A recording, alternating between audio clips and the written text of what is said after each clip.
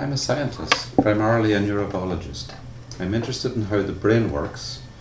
And the brain is a fascinating organ where our thoughts and our memories are all stored.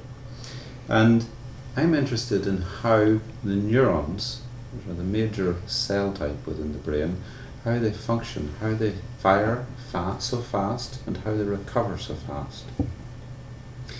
A second aspect of this that I'm interested in is the architecture of individual cells within the brain. They're fascinating architectures. So there are cells that have what we call arbors. They look like trees. And this architecture has to be laid down for some reason, and has to be laid down by some molecular process. So we're trying to recapitulate the architectures of cells in vitro and trying to understand why they have those architectures. What's the function of it?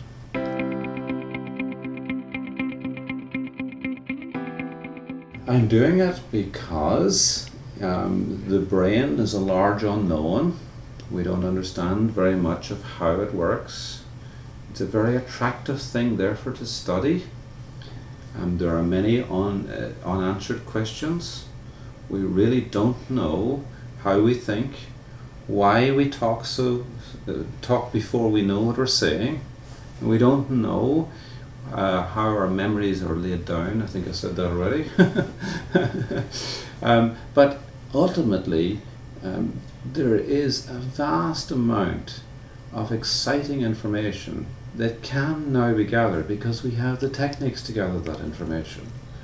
So before, it may not have been very easy to actually understand the brain, but I think now we're on the cusp of having so many techniques and so much know-how that we can actually put together potentially how the brain works.